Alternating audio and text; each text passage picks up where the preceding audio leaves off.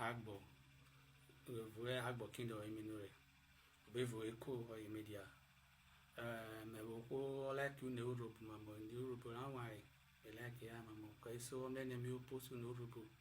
porque sasa veli page me both Facebook and TikTok because in Europe eko kwa why como Europe ejo bi wada yo de ko no Europe ko ko ude iko no Europe ya sasa wo yo no me voye Europe sasa emekero ye emio ya akpo no na omena so eso kuru so ifike etio ye abai mo Europe sasa robe ko bene ka bai ye a page of listen old Europe music must not fade away fans TV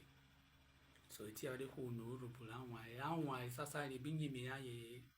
ya ba ko lo de okena na in music like let me say as from 2015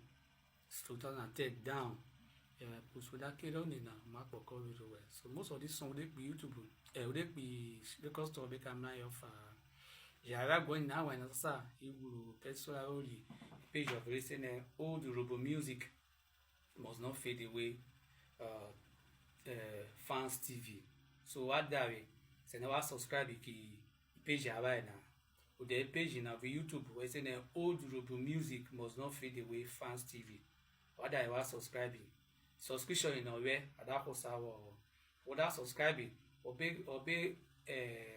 on the notification bell so that anytime they post music or some left for you so I post this novel okay posting so maybe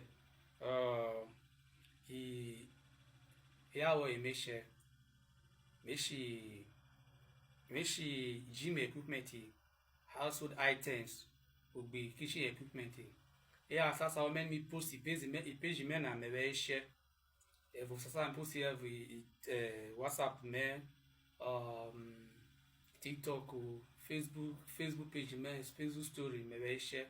we because kwa about chawe what dey am aware I'm not very aware na it other me data we post we because what dey am aware awai genuine awai ji ele you ko devil oda ko sakabari ya wo dey na amos we be every week I be ko arrival so oda fu ko na dey am aware oda no na okay te wo but then wo vuri